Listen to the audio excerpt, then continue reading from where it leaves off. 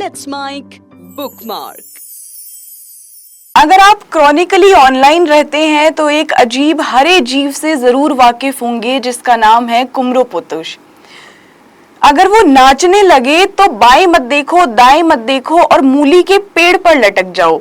अगर वो रोए तो कंबल ओढ़कर राधे कृष्ण राधे गाओ। अगर वो हंसे तो एक पैर पर खड़े हो जाओ और अगर वो बुलाए तो गरम ईंट से नाक घिसना शुरू कर दो।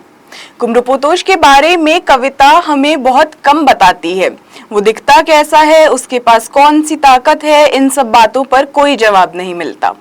हर बार बस इतना होता है कि कुमरोपोतुश कुछ करता है और लोगों को बताया जाता है कि उन्हें क्या करना है, लेकिन कविता हमें ये नहीं बताती कि दोनों बातों के बीच में रिश्ता क्या है। कुमरोपोतुश से ज्यादा अजीब वो लोग लगने लगते हैं जो उसके नाम पर हर बात मान लेते हैं। ऐसे ही कई किरदार हमें सुकुमार रे की बांग्ला किताब आबोल ताबोल में मिलते हैं। बच्चों की कविताओं का यह संग्रह 1923 में प्रकाशित हुआ था। बाद में इसका अंग्रेजी अनुवाद सुकुमार रे के बेटे सत्यजीत रे ने किया। किताब खुलते ही एक अलग दुनिया सामने आती है। यहाँ राम गारुरेर चना है जिसे हंसी से डर लगता है। एक बाबू है जिसे पूरा यकीन है कि उसकी मूंछ चोरी हो गई है। इन कविताओं की दुनिया जितनी काल्पनिक लगती है, उन पर हुई बहस उतनी ही वास्तविक है। पिछले 100 साल में साहित्यकार और इतिहास इन्हें अलग अलग तरीकों से पढ़ते रहे हैं। किसी ने इन्हें बच्चों की कविता माना, किसी ने सामाजिक व्यंग्य और किसी ने कॉलोनियल बंगाल की तस्वीर, लेकिन लगभग हर व्याख्या एक ही शब्द पर आकर टिकती है, नॉनसेंस। अक्सर नॉनसेंस सुनते ही बात बेमान्य लगने लगती है, लेकिन साहित्य में इसका मतलब कुछ और है। यहाँ शब्द बेमान्य नहीं होते बल्कि सवाल मान्यताओं पर ही उठते हैं।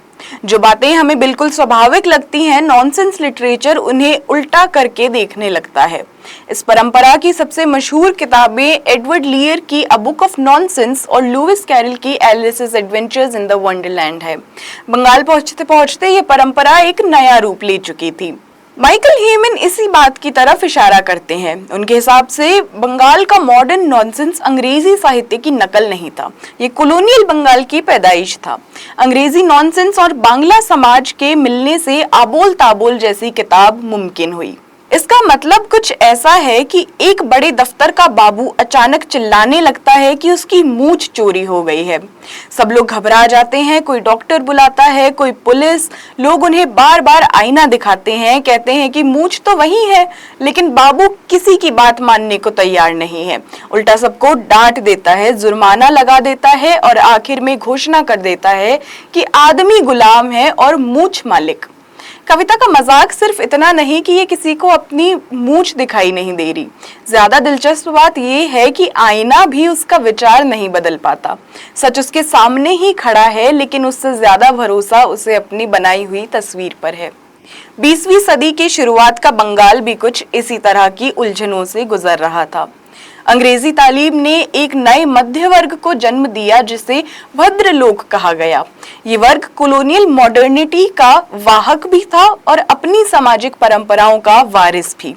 एक तरफ कॉलोनियल मॉडर्निटी का नया आदर्श था, दूसरी तरफ पुरानी सामाजिक व्यवस्थाएं थी जो खत्म ही नहीं हुई। दोनों एक ही व्यक्ति के अंदर साथ साथ रह रही थी। इसी विरोधाभास ने बाबू को बांग्ला साहित्य का एक पहचाना हुआ किरदार बना दिया। इसी दौर में रे परिवार संदेश पत्रिका के जरिए बच्चों के साहित्य को भी बदल रहा था। उपेंद्र किशोर रे ने प्रिंटिंग और इलस्ट्रेशन में नए प्रयोग किए।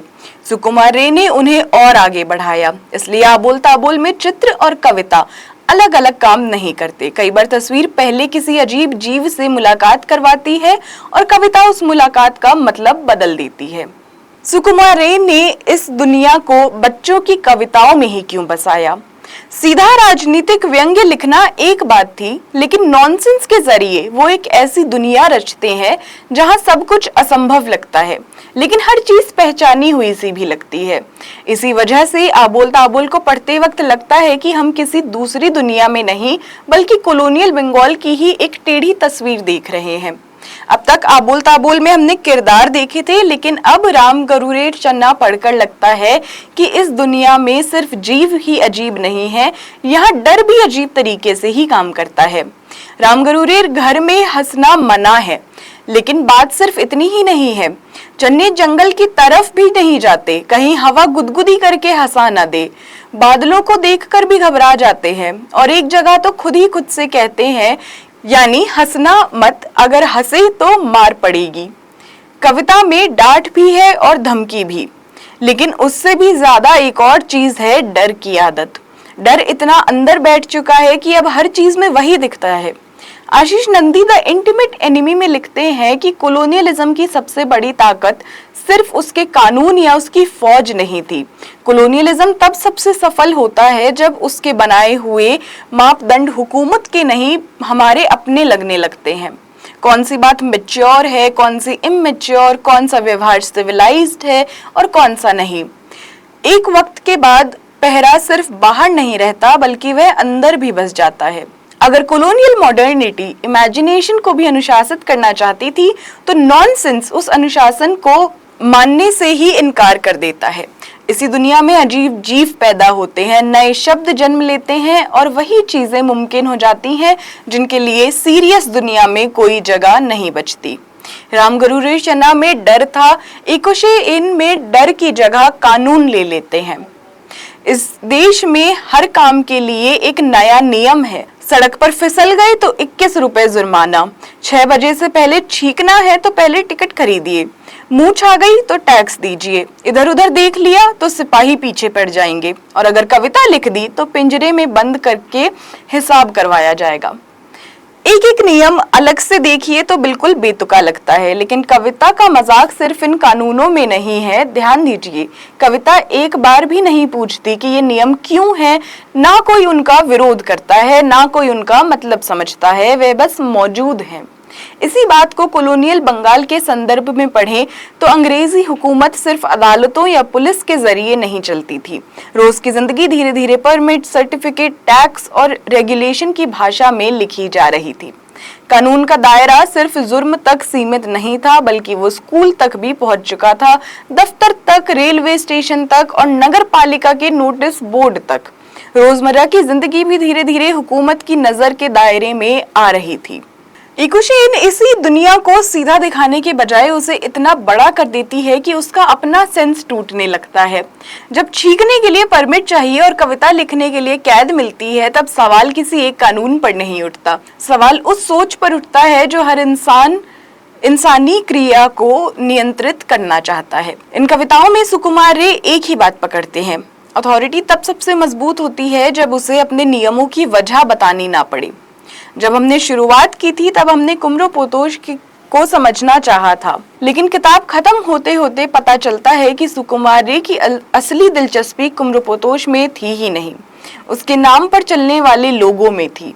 उस बाबू में जो आईने से हार जाता है, उस घर में जहां लोग हंसने से डरते हैं और उस समाज में जहां कानून इतने आम हो जाते हैं कि उनकी वजह पूछना ही बंद हो जाता है।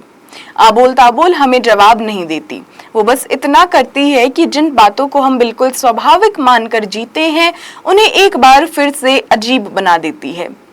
और वही पल होता है जब मान्यताओं पर दोबारा सवाल उठने लगे। आप सुन रहे थे लेट्स माइक बुकमार्क। धन्यवाद। आप सुन रहे थे let's mic modern radio. Follow कीजिए हमें हमारे सोशल मीडिया प्लेटफॉर्म्स पर।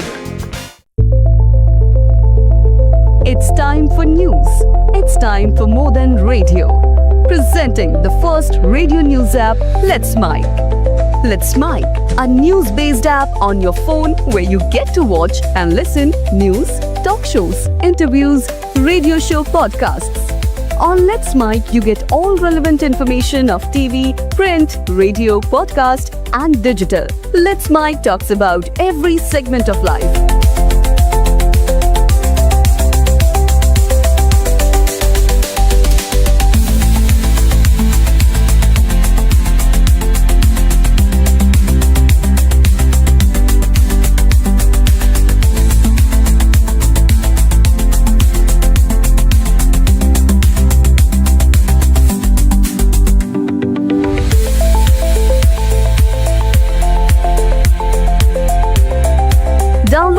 now from Play Store. Available both on Android and iOS